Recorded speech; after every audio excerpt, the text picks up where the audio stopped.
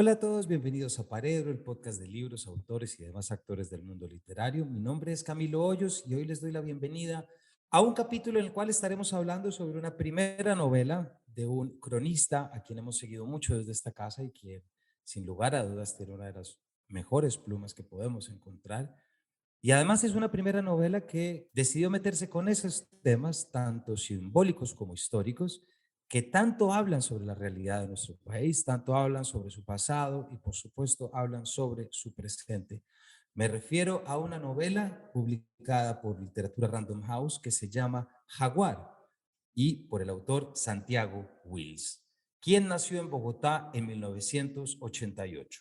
Santiago es escritor y periodista, ex becario Fulbright, egresado del pregrado en filosofía de la Universidad Nacional de Colombia y también de la maestría en escritura creativa en español de la Universidad de Nueva York y de la maestría en periodismo de la Universidad de Columbia. Ha sido ganador de prestigiosos premios periodísticos y que en este quisiera mencionar dos premios nacionales Simón Bolívar, esto fue en el 2016, en el 2021. Ha escrito para varios medios nacionales e internacionales como Gato Pardo, Etiqueta Negra, El Espectador, El Malpensante, Arcadia y The Atlantic, y actualmente es profesor de cátedra del Centro de Estudios en Periodismo de la Universidad de los Andes. Estaremos hablando sobre una novela que resulta muy llamativa porque rescata, actualiza y trae de nuevo esa figura de la cual ha sido tan difícil olvidarnos y no pensar por lo menos una vez al día desde que estuvimos leyendo y conociendo esa joya que es Chiribiquete, pero que no se queda únicamente con el jaguar, sino que mete el jaguar dentro de nuestro conflicto nacional.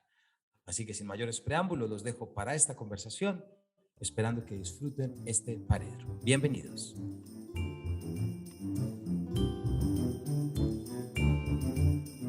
Santiago, en primer lugar, bienvenido a Paredro. No, muchísimas gracias por la invitación, un placer estar acá contigo. Es un placer también para nosotros, Santiago, porque tu novela desde que salió ya hace algunos meses, me refiero a jaguar, una palabra que también, como estaremos viendo, es una palabra que cada vez se nos carga más de sentido y que tú con esta novela publicada en enero de 2022, pues cumples con una función bastante clara y es cómo coger un símbolo de nuestro país y además me atrevo a decir que un símbolo nuevo que tanto nos ha dado desde el orgullo, que tanto nos ha permitido conectar con tantas cosas de nuestras culturas amazónicas, con nuestras culturas indígenas, con unas dimensiones de tiempo que son increíbles. Pero tú no solamente haces eso, sino que pones ese jaguar como una mascota de un comandante paramilitar. Entonces, muy contentos de hablar contigo, Santiago, para que nos cuentes cómo hiciste una novela, una primera novela también que configura tantos pequeños elementos y grandes elementos de nuestra cultura. Entonces, Santiago, tú eres cronista, tienes dos premios Simón Bolívar a tus cuestas. ¿Por qué no arranquemos hablando de esa manera en la que de repente conectaste y te empezaste a acercar a esta novela? Porque yo te he leído en entrevistas y también por un prólogo que vamos a hablar ahorita. Esto no salió ayer, esto es algo que te viene persiguiendo hace ya un ratico. ¿Por qué no arrancamos por ahí? Sí, viene desde por lo menos 2015. Si quisiéramos ir más atrás, creo que vendría desde mi infancia y como esa fascinación por la belleza de los felinos y pues del mundo animal en general. Pero en 2015, por alguna razón, no me acuerdo exactamente por qué fue, pero decidí escribir un perfil sobre Esteban Payán, que es un zoólogo colombiano que trabajó mucho tiempo en Pantera, una ONG que se dedica a proteger a los felinos en el mundo, y con él viajé a Chiribiquete. Entonces traté de hacer una suerte de perfil doble entre pues Esteban y lo que se estaba tratando de hacer con el jaguar, que era unos corredores jaguares que recorren toda América, desde el sur de Estados Unidos hasta el norte de Argentina, para garantizar como el flujo genético de la especie y pues, de alguna manera que viva ojalá por siempre este animal. Entonces estuve con él y mientras estaba haciendo reportería, alguien me comentó que había como, o pues que hubo comandantes paramilitares que tuvieron jaguares como mascotas. Para mí siempre fue algo increíble, en el sentido literal de la palabra, no creí que eso fuera posible.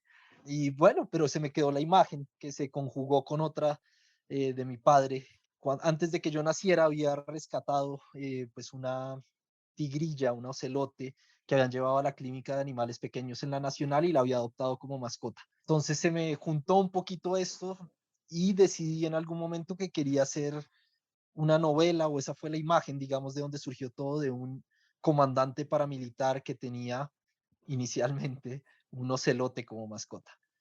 Luego ya descubrí que efectivamente sí, los paramilitares habían tenido varios jaguares como mascotas a través de una foto de Jesús Abad Colorado, que seguro la has visto, ¿cierto? Entonces ahí me tocó a mitad de la escritura de la novela empezar a devolverme y ahí sí control find en Word y donde dice tigrillo, donde dice ocelote y cambiar jaguar y quitar cosas porque por ejemplo los jaguares no ronronean, lo que sí hacen los tigrillos, entonces pues había muchos sonidos que Ronco hacía, muchas acciones que él hacía que me tocó devolverme y empezar a cambiar porque claro, la figura del jaguar es mucho más poderosa. Y en este momento, Santiago, ¿cómo es tu relación con el jaguar?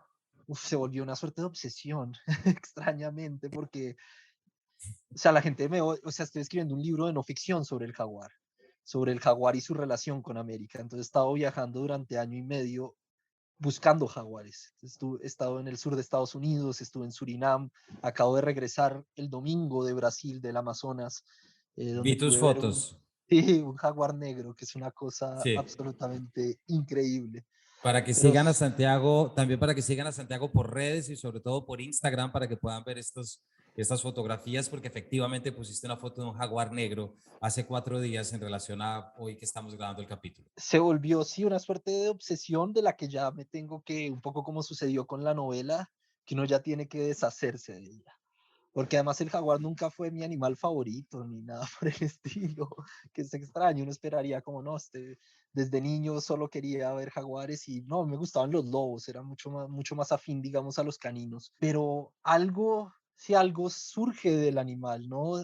Como que reúne muchísimas cosas. Por un lado está ese aspecto simbólico que tú me decías y que es muy poderoso. Básicamente en cualquier lugar donde los humanos nos hemos cruzado con jaguares, eh, ha sido un símbolo de poder, ha sido un símbolo, bueno, de la noche, del día, del agua, o sea, está relacionado con Tlaloc en México, este suerte como de análogo un poco de Zeus, este dios de las tormentas, de la lluvia, porque pues es un animal muy acuático.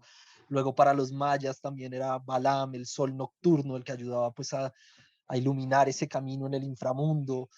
Bueno, para los Kogi, que Kogi es algo así como la gente del jaguar o los hijos del jaguar, y pues en la Amazonía, como sabes, pues siempre está toda esta vinculación entre los chamanes y los jaguares, que de ahí un poquito nace el que va a ser el nombre, creo, de este libro de no ficción, que es Siempre quisimos ser jaguar, Ay, que bonito, muy sí, lindo. que creo que está incluso ahí también, un poquito en la novela, ¿no? Hay ese anhelo en Martín, en este paramilitar, un cansancio frente al conflicto y también como un deseo de ser un animal en muchísimos sentidos, pues. Exactamente. Y ese es, yo creo que una de las grandes como logros que hace tu primera novela, además, y ahorita también vamos a hablar de eso, porque es que, fíjate, uno de los capítulos que yo grabé en Paredro y que me resultaron más entrañables, y yo estoy seguro que fue por, no solamente obviamente por el invitado y por el tema, sino también por el momento en el que se lo hice, me refiero a Carlos Castaño Uribe. Hicimos un capítulo sobre Chiribiquete, y si no me falla la memoria, debió haber sido sobre abril, mediados de abril del 2020, es decir, un momento de encierro, un primer momento de encierro. Y tengo un recuerdo de escuchar a Carlos Castaño hablando sobre el jaguar, lo que supuso para él, las 2 veces que se ha encontrado el jaguar en la selva, lo que supuso también ese mítico viaje en avioneta hacia San José del Guaviare, ¿no? Que ya todos nos estamos aprendiendo como un mantra, ¿no? La llegada de la tormenta, el desvío de la avioneta y de repente la aparición de la serranía, ¿verdad? Eh, y uno empieza a echar para atrás, empiezas a reblujar y de repente te encuentras con algo, Santiago, que aquí ya nos empezamos a acercar a tu novela. Y es que claro que ahí está Chiribiquete, claro que ahí está nuestra famosa Capilla Sixtina de la Amazonía con los 20.000 años, pero a los pocos kilómetros también estaba la pista de aterrizaje de Tranquilandia. Es decir, es tremendo pensarnos cómo seguramente un Pablo Escobar ya tenía jaguares de mascotas hace 30, 40 años. ¿A qué voy con esto? Siempre estos pasados o presentes simbólicos o naturales de nuestro país en algún momento terminan entrecruzándose con nuestra violencia. Siempre, siempre. Ninguno vive solo. Y aquí tú lo haces, como ya nos estás diciendo, pues trayendo no solamente la figura del jaguar, sino también trayendo la figura del paramilitar y a través de él, Santiago, todo un esfuerzo que tú haces en la novela en poder establecer una coyuntura política en la que aparece no solamente el mexicano, en la que aparece también EPLN, los años son 1997, 2002, 2003. Ya nos contaste un poquito cómo llegaste a la figura simbólica. Tú Ujú. eres cronista, uno de nuestros mejores cronistas también del país, con 2 premios Simón Bolívares y un público lector muy ávido de seguir tu manera de leer. ¿Cómo fue, Santiago, no solamente ocuparte del símbolo que es la joya de la corona en este momento, sino también con lo otro? No soy la persona, extrañamente no soy una persona demasiado imaginativa, a pesar de que desde niño me la he pasado leyendo y siempre queriendo escribir ficción. Entonces, las crónicas que surgieron un poco de esa posibilidad o de ese sueño un poco de poder combinar literatura y viajes, que es algo que disfruto, o sea, no concibo la vida sin viajes, entonces de ahí surgió un poco ese deseo de ser cronista. Acá, pues el tiempo que estuve haciendo solamente crónica me nutrió muchísimo. O sea, casi todos los capítulos, digamos, se cruzan de alguna manera como con algún viaje que hice en mi biografía y en mi tiempo como cronista. Eh, y pues claro, porque no había, o sea, no me sentía y no me siento, digamos, todavía lo suficientemente seguro como narrador para poder construir un mundo desde cero. No podía imaginar, bueno, el pueblo un poco que se construye, pues que es imaginario, ¿no? Pantanal de la Sierra, pero pues se basa mucho en un pueblo existente pues que está ahí, ¿no? La mesa, pues por ahí, en el Cesar, pero no me sentía cómodo, o sea, inventando tanto. Entonces toda la novela está nutrida o de mis viajes o de lecturas sobre el conflicto. Por ejemplo, entonces este viaje que se cuenta que hace Turpial, este compañero paramilitar de Martín, y Martín de Cuestecitas a La Paz, que van en un carro así desnudos transportando gasolina para ahorrar algo de dinero para después irse a Medellín a disfrutar. Pues eso era algo que sucedía todo el tiempo y eso pues lo descubrí cuando estaba escribiendo una crónica sobre contrabando de gasolina en La Guajira. No tenía ni idea de la existencia de eso hasta que pues empecé como a conocer poco a poco el país viajando. Entonces hubo sí una suerte de confluencia, de conjunción pues muy bella y pues afortunada de que el tema que escogí, y creo que también por eso lo escogí así fuera de manera inconsciente, o para ese tema, digamos, tenía los recursos necesarios que me los había dado ese tiempo como cronista. Esas vivencias, esos lugares, esos olores, esas visiones, que también pues van a ser las que intenté como retrotraer o traer de vuelta al momento de escribir. Santiago, y luego de la experiencia ya de cronista y luego esta primera novela y ahorita que estás volviendo a la no ficción, esta es una pregunta que de manera obligatoria le hacemos a los cronistas que pasan por acá. ¿Cómo es ese cambio de lenguaje? Es decir, ¿cuál te resultó más cómodo para hablar sobre una realidad colombiana, si es que esa palabra cabe o no cabe? ¿Cuál fue el aprendizaje que tuviste después de la creación, aunque tengas de aprendizajes esto que nos acabas de decir? No soy tan imaginativo y tengo que tener un polo a tierra. ¿Qué más nos puedes contar de esa experiencia entre los dos lenguajes y esas dos búsquedas? O sea, es una fortuna inmensa, creo que poder navegar ambos, o sea, tanto digamos como ese río y ese mar, ¿cierto? La crónica y la ficción. Digamos, si sigo un poquito con esa metáfora, no sé hasta dónde me vaya a llegar, pero la crónica sí se siente un poco más como un río, ¿no? Está mucho más, y un río no un Amazonas, sino un río mucho más contenido. No hay tantos vericuetos de pronto por donde, o sea, hay un número limitado de lugares hacia donde puedo ir, ¿no? La investigación me da cierta información, pero llega un momento en que se acaba. El río se acaba y llego al lugar donde nace y hasta ahí no tengo nada más. Eso es lo que tengo que contar, ¿no? Ese pequeño mapa. En cambio, en la ficción en cierta manera, y era algo que decía Conrad, ¿no? Que uno está, es como si uno estuviera en un barco y ve que se va acercando la tierra, pero uno nunca la ve del todo. Hay una bruma que no permite uno ver exactamente qué es lo que hay ahí, y para alguna gente eso puede ser una desgracia.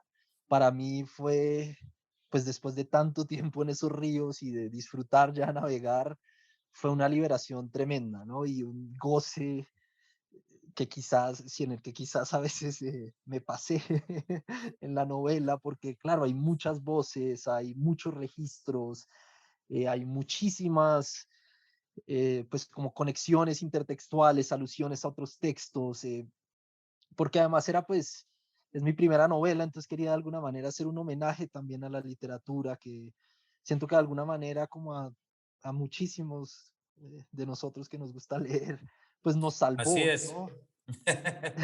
Así es. Entonces aquí, Santiago, siguiendo lo que nos estás diciendo, tengo que arrancar ya a meternos en terreno novelesco y preguntarte por ese prólogo.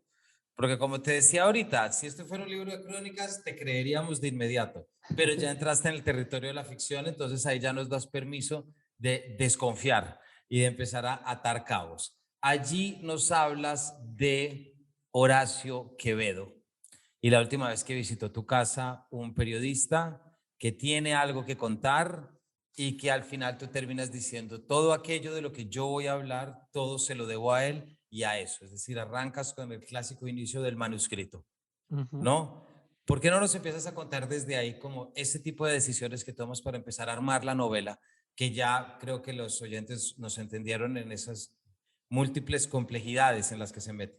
Digamos que al mismo tiempo que la novela quería que fuera un homenaje a la literatura, también quería que fuera un poco al periodismo. Entonces, digamos que ya esa estructura mayor quería que fuera un poco, o que mostrara un poco cómo funciona o cómo siento yo que a veces funciona la escritura de una crónica, por ejemplo. Entonces, claro, empezamos con esta, la clásica, el clásico manuscrito perdido que llega al autor que decide investigar y que empieza a contar todo y a reconstruir. Es, digamos que en la crónica sería un poco como la idea de la historia, que a veces surge de un reportaje que uno puede que haya leído en un periódico, de un comentario de un amigo, de cualquier pequeña nota en un no sé, en un noticiero. De ese pequeño granito surge después como una investigación inmensa en el que uno empieza a escuchar voces, ¿sí? Empieza uno a entrevistar, a leer, a ver documentales, incluso a leer ficción, a nutrirse de todo lo que pueda uno encontrar para luego tratar de contar de la mejor manera esa historia. Y un poquito, pues eso es lo que pasa acá, ¿no? Llega mi gran amigo Horacio Quevedo, a quien asesinaron, que es una ficción, pero que incluso en algún momento pensé en publicar con seudónimos artículos periodísticos de Horacio Ok. Quevedo. Sí, pero no, sentía que después eso iba a afectar mi credibilidad como periodista y no quería. Es que cambiarte de bando también trae lo suyo, ¿no? Claro. Cambiarte de la frontera, porque ahí, claro, es todo lo que se empieza a hacer detrás. Pero en esa decisión, ahorita te quiero preguntar sobre un elemento, digamos, como un artilugio narrativo que es muy interesante y es cuando decides coger la perspectiva narrativa del jaguar, de Ronco. Por eso te lo quiero preguntar ahorita porque es una penetración, una compenetración muy chévere que tenemos con lo animal. Pero antes de eso quiero preguntarte por otro tema transversal, Santiago, de la historia de este país, que son el par de hermanos, ¿cierto? O sea, el par de hermanos que salen y se entregan a la lucha armada, el par de hermanos que también tienen estos recuerdos de los cuentos de su madre, es decir, que evocan un pasado mejor, no que no lo tengan, cosa que hace que sea más colombiano todavía. Y arranca de esta dupla, ¿cierto? Que son Martín y Arturo. ¿Por qué no nos cuentas un poquito cómo arrancas y hay unos primeros capítulos en los que uno alcanza a sentir ese cansancio del monte sin un porqué, ¿cierto? Que son este par de hermanos esperando las órdenes, esperando darse plomo para caer un poco en el tedio absoluto de aquello que no llega, es decir, de una vida en suspenso.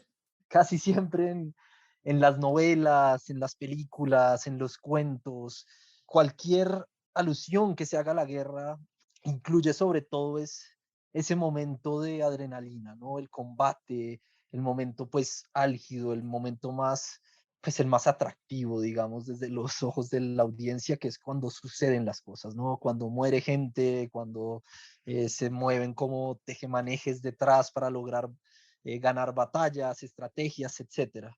Pero la mayor parte de la guerra, y eso es como lo que veía en los testimonios, pues en las entrevistas de los excombatientes, pues tanto en Colombia como en muchos otros lugares, pues se caracteriza, digamos, es por un aburrimiento inmenso.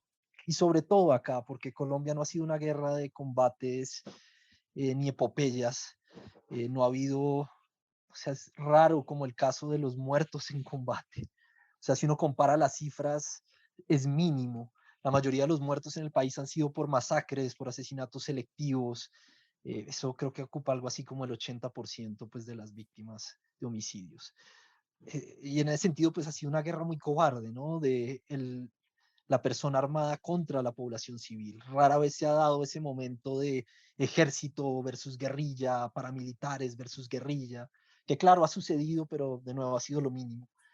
Y yo quería contar eso, era lo que no había visto ese tedio, no había visto ese aburrimiento y tampoco había visto muchas historias desde el punto de vista de los victimarios, que era pues otro de los aspectos que me interesaba explorar, sobre todo pues desde los paramilitares, que, y pues por eso tiene Martín como un poco esa historia, podía haber sido pues cualquier persona, ¿no? Y pasaron pues por cualquier ideología, uno aceptaba, esto era un trabajo, ¿no? Eso es como si trabajo en una agencia de seguridad y me asignan a cuidar sea la casa de la persona más uribista del mundo o la casa de la persona más petrista del mundo o la casa de quien sea, me da igual, mi rol es cuidar esa casa, ¿no? Protegerla.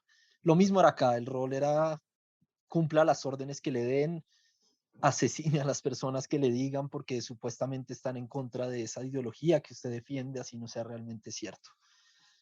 Y eh, surgió la necesidad un poco, pues, cuando empecé a ver a Martín, siempre pensé que quería que Martín hubiese tenido muchísimas oportunidades. O sea, que hubiera llegado ahí por decisión propia, pero sin que uno pueda o sin que el lector de alguna manera lo juzgara como fácilmente. Sí, no quería como este antihéroe de caricatura, ni este personaje, un psicópata, como que ya estamos acostumbrados, ¿no? Este personaje que sabemos identificar de una, quería algo más complejo y esas pues capas de complejidad me la ayudaba también a agregar la relación que de inmediato sabía que tenía con un hermano a quien había perdido y que era pues igual de cínico, quizás incluso más que él, pero que era el que lo había llevado de alguna manera, esta figura del hermano lo había llevado al conflicto, a pesar de que ese mismo hermano lo había tratado de impulsar o lo había tratado de incitar a que no estuviera ahí, porque lo veía diferente. Sí, quería también eso de Martín, ¿no? Que es una persona sensible, es una persona que tiene como cierto amor por la naturaleza, cierto amor incluso por la lectura, a pesar de pues que no lee mayores cosas, pero pues que de niño le ofrecieron las posibilidades de haber tomado otro camino. Y pues lo interesante justamente es que hubo mucha gente que yo creo que pasó algo así. La mayoría no tuvo ese camino, pero me interesaba explorar esos personajes que sí tuvieron, esas personas que a pesar de todo, a pesar de que tenían una escapatoria, siguieron por ese camino que los llevó, pues en este caso, hasta una pues masacre enorme. Es lo que hace Martín y esa es de las, digamos que esa es de las piedras con las que está cargando constantemente. Pero Santiago, hay algo que me intriga mucho con lo que nos acabas de decir. Hay algo, por lo tanto, relativo a las memorias de nuestra guerra y es el estatismo, como acabas de decir. Es un poco ese tedio, esa espera. Y por lo general, ese tedio y esa espera que da posibilidades de contemplación, De ¿cierto? acuerdo. ¿Y por qué te lo pongo así? Porque sin lugar a dudas, si algo hemos visto por fortuna, no voy a decir desde la firma de la paz, pero sí como cosas que pueden estar ocurriendo después de, que es recuperar y aprovechar las voces narrativas que estuvieron contemplando la guerra desde unos lugares y contemplando la naturaleza, perdón, desde unos lugares en que ninguno de nosotros lo hizo. Y aquí siempre traigo el ejemplo de Naturaleza Común, que es el libro de Juan Álvarez, editado por Juan Álvarez con el Carro y Cuervo. ¿Te acuerdas que toman a 10 autores que están en un proceso de reinserción, por ejemplo? Y también muchos otros que ahorita no se me vienen, pero siempre está esa manera de, venga, ¿por qué no nos cuentan? Me acuerdo incluso profesores que hablaba de cómo, y hace poquito lo leí en alguna parte, pero no me acuerdo dónde, de cómo gran parte de lo que supuso cuidar la selva de nuestro país pasó por grupos armados, Mm. precisamente en el sentido en el que no se entraba porque allí estaba. Cuando tú recuperas estos personajes, pero al mismo tiempo le metes un jaguar y lo pones a pensar y lo pones a narrar, empezamos a entrar cada vez más a esas esquinas que tenemos que aprovechar para conocer mejor el país, no para tomar partido, no para De eso, acuerdo. sino para conocerlo mejor y saber cuántas realidades son las que se narran desde nuestro país. Sí, ese, digamos, era además pues uno de los cabos faltantes un poco también en la narrativa de la violencia, pues que hay, pues que sí, incluye tantos libros, ¿no? Acá en Colombia, pues es como ese gran tema central, pero los animales han estado ausentes, al menos desde el punto de vista como narradores casi, porque claro, juegan papeles importantes en todos los libros, pero casi siempre es una amenaza, ¿cierto? O sea, casi siempre son como una amenaza y un poquito lo que es diferente de Ronco y lo que quería que fuera diferente es eso. Para él, digamos, hay una, pues lo que quería que se sintiera al leerlo era que había una alegría en, en este depredador eh, natural, en este jaguar que va pues como sorteando, cazando, eh, y pues siendo violento, pero en un sentido muy diferente al que lo son pues los demás personajes de la historia. No, te iba a preguntar que cómo entendiste tú, Santiago, al final, es decir, esa unión, porque estábamos, ahorita decíamos cómo traíamos esas fotografías, ¿te acuerdas? Ahorita lo hablábamos, esas hienas domesticadas, que no me recuerdo exactamente el lugar, pero que son imágenes que uno queda absolutamente asombrado porque uno ve a un animal y dice, no debería estar ahí. Eso ocurre con Ronco, el jaguar de tu novela, quien es además narrador dentro de la intención que tú nos acabas de explicar. Desde la intención de generar esta novela polifónica, tú vas en el poli más allá de lo que ya se había hecho antes al hablar. No es solamente una polifonía desde los narradores humanos, también pasamos por el narrador animal y los oyentes cuando compren esta novela se van a dar cuenta de eso y eso yo creo que algunas de las páginas más interesantes, ¿cierto? Pero luego nos queda esta pregunta, ¿qué pensamos de Martín, el comandante paramilitar? Sabemos que tiene a cuestas haber eliminado un pueblo entero, pero también reconocemos en él esta que sensibilidad o arrogancia para tener un jaguar de mascota. Es una metáfora compleja, no solamente la que tú traes, sino la que ya te habías encontrado a lo largo de las historias, ¿cierto? ¿Alguna conclusión o alguna luz que te haya quedado al final? Santiago, ¿qué hacemos con estas metáforas que se nos viene a los colombianos que son de tal envergadura que uno dice, ¿qué hago con esto? Pues yo escribí una novela con esa, pero más allá de eso, no lo tengo tan claro. O sea, lo que me llevó, o lo que me ayudó, o lo que me permitió, digamos, habitar la cabeza de un comandante paramilitar que tiene un jaguar como mascota y que, como muy bien lo dices, tiene cierta sensibilidad y al mismo tiempo cierta arrogancia y cierto hastío. Es simplemente como tardarme más tiempo en llegar a conclusiones sobre el conflicto. O sea, creo que lo que más me interesaba de Martín es entender un poco, o tratar de vivir un poco qué significa haber pasado, o haber crecido rodeado de tanta violencia, haber contado pues con todas de los cuentos de la madre que les contaba, que vienen de la violencia, está con mayúscula, pájaros, chulavitas, chusmeros, etcétera. Haber pasado por una guerrilla, haber trabajado con narcos, o sea, todas estas violencias recicladas. ¿Qué hace eso en la cabeza de alguien? ¿Y cuándo llega ese momento en el que se quiebra? Que está ahí todo el tiempo, ¿no? San Martín todo el tiempo tiene otra de las cosas que vinieron de las crónicas. Yo escribí una historia sobre trastorno de estrés postraumático en excombatientes colombianos Y pues él tiene algo parecido, pues hay un juego todo el tiempo con animales, ¿no? Él ve monstruos fantásticos, con unas combinaciones de animales raras que se le vienen, una rémora que aparente viene de la nada, que él la reconoce como alucinaciones, pero que igual todo el tiempo lo están como atacando. Esa naturaleza lo está llamando, lo está avisando, lo está atacando, lo está defendiendo, no es muy claro tampoco. Claro.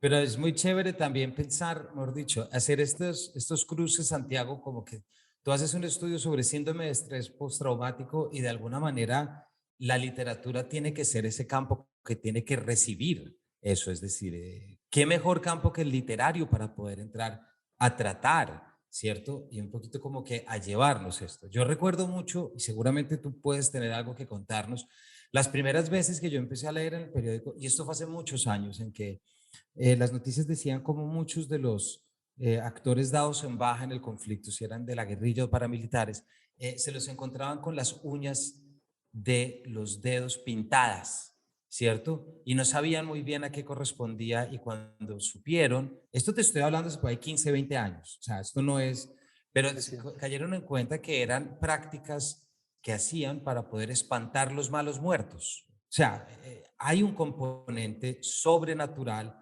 agüerista, ¿cierto? Que necesariamente entra y son también las alucinaciones, las secuelas, ¿cierto? Porque pues no podemos olvidar que ese tedio de la guerra también pasa por el matar como antes no se había matado, es decir, como tú mismo lo dijiste, me parece que es una buena manera, es tardar un poco más en llegar a sacar una conclusión del conflicto colombiano, ¿cierto? Y ahí ya está, y yo siento que cuando tú traes, digamos, estos temas que están en la novela y que están dichos en voz alta por algunos de los personajes también, cuando hablan de los muertos que los persiguen, es Sí. decir, todo eso, de alguna manera también estamos echando ojos sobre una realidad de este país psicológica sobre la que no se ha hablado, y es cuáles son, cómo se generan los mitos del conflicto, desde la tragedia, desde la violencia. Sí, está, o sea, por un lado ese tema de salud mental que es inmenso y que no se le dedica ni siquiera incluso pues en el ejército o en las fuerzas militares, o sea, el presupuesto que se dedica a este tema que sabemos que debe ser muy grande es mínimo. Y bueno, nosotros tampoco como que lo hemos, hasta ahora creo que estamos, o desde la firma, la gente como que empezó a reaccionar un poco y a darse cuenta de que el conflicto realmente nos ha afectado a todos, sea que no haya sido directamente, ¿no? A mí, afortunadamente, no me ha pasado, no he tenido un familiar o un amigo, un conocido que haya muerto o que haya sido secuestrado, así pues un conocido cercano, cercano, porque bueno, de resto sí creo que todos, pero igual algo queda, sí, queda como cierta tolerancia, se habla de normalización, de estigmatización, de un millón de cosas, de fenómenos pues que vemos cada vez con mayor claridad. Y creo que está pues también este que no es reconocido tanto, pero que me encanta esto que hablas de como esta mitificación también que surge ahí de la violencia y que es natural, además. Estos momentos de tedio, además, hay que pensar dónde suceden, ¿no? Porque hay una belleza tremenda, pero también hay un horror inmenso en las selvas, en las montañas, en los páramos. O sea, no es sencillo vivir en estos lugares durante tanto tiempo a la intemperie, con todos estos ruidos, con todos estos miedos, ese miedo persistente y ese miedo constante de va a llegar alguien a matarme. Y bueno, más todos los demás mitos y pues todos los demás, ahí sí entran los animales, entran desde los mosquitos que pueden dar paludismo y malaria y todo lo demás, hasta las serpientes que pueden mordernos en cualquier momento y matarnos, hasta este jaguar que en realidad los jaguares rara vez atacan a las personas, hay muy pocos casos, pero pues que igual ese miedo sobrevive, ¿no? Es natural, está en nuestra genética ya ese miedo a este depredador ápice que se mueve en la noche. Ya, y ahí está toda su poesía. Pero precisamente por ahí, Santiago, se nos está acabando el tiempo, pero tenemos que referirnos a eso. Leo de la página 26. Camina mientras el mundo a su alrededor se llena de sonidos. A su izquierda, el ganado se dirige al corral a través de un pastizal.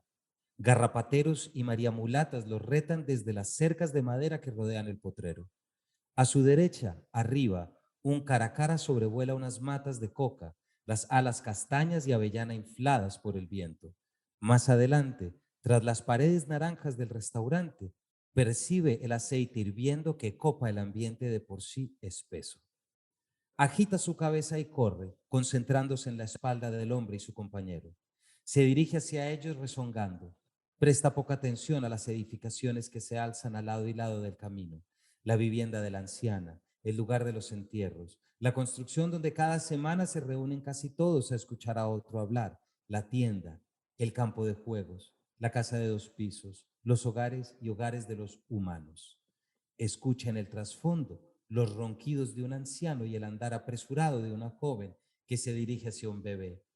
Escucha más cerca un fuego que arde, una olla pitando, un golpe seco sobre piel desnuda y una regadera apenas abierta. Y ahí sigue, Santiago. ¿Cómo hace uno para tomar la decisión en su primera novela? Me voy a meter dentro de la conciencia de un jaguar. ¿Y cómo lo trabaja? No tengo tan claro por qué quise hacer eso, Porque es una pero decisión que te implica un reto importante. sí, O sea, sí. no Bu- solo por lo que es meterte en un animal, sino también por lo que supone el jaguar, el conflicto, es decir, el cúmulo ya de motivos que decidiste abordar. ¿Cómo fue meterte en la cabeza de un jaguar y empezar a narrar el mundo desde ahí?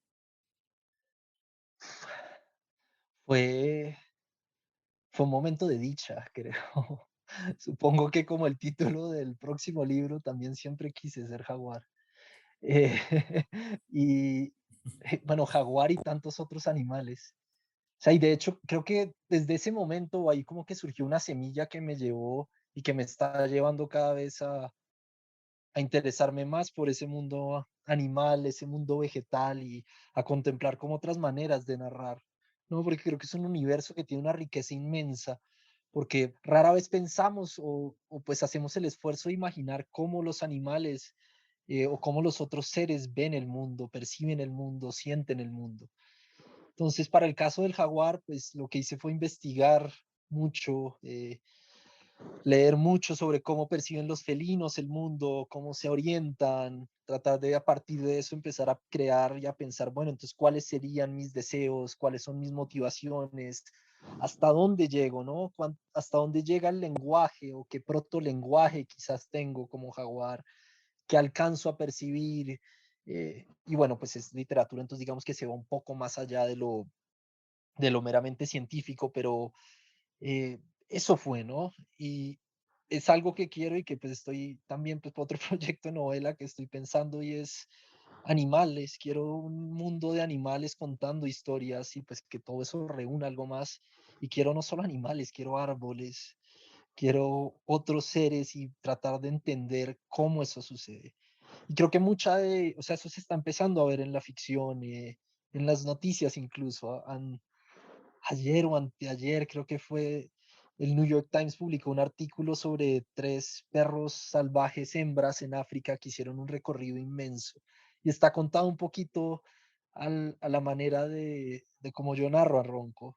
Una tercera persona que ve, pero que usa pues un poco el indirecto libre para meterse en la cabeza sin hacerlo pues de la manera como antropomorfizada y medio tramposa de adjudicarle pensamientos humanos a estos seres, pero no, me entusiasma muchísimo y me entusiasmó muchísimo escribir a Ronco. No lo pude abandonar. Ahorita me pidieron un cuento para una antología y vuelve Ronco, porque no lo podía dejar. Y no, sí, se ha vuelto un poquito como esta sí una obsesión más grande y es tratar de entender y de meterme en las cabezas o, sí, no sé, en los muchos cerebros que tienen también algunos de estos animales y estos seres. Pues Santiago, creo que esa es una estupenda forma de terminar nuestra charla. Muchísimas gracias por habernos acompañado, por habernos contado y por habernos permitido echar un ojo a ese mundo que creaste desde la crónica y desde estos símbolos tan importantes de este país. Muchísimas gracias por la invitación y la conversación, estuvo muy chévere. Muy chévere, Santiago. Muchas gracias y a nuestros oyentes. Ya saben que hemos estado hablando de la novela Jaguar de Santiago Wills, publicado en enero de este año por Literatura Random House, una novela que deben leer todos aquellos que les interesa la mezcla de lenguajes, la recuperación de nuestros discursos también medioambientales y de la fauna y por supuesto de la flora. Así que ya saben su camino, Jaguar de Santiago Wills. y les agradecemos el habernos acompañado y los esperamos en una próxima edición de este Paredro.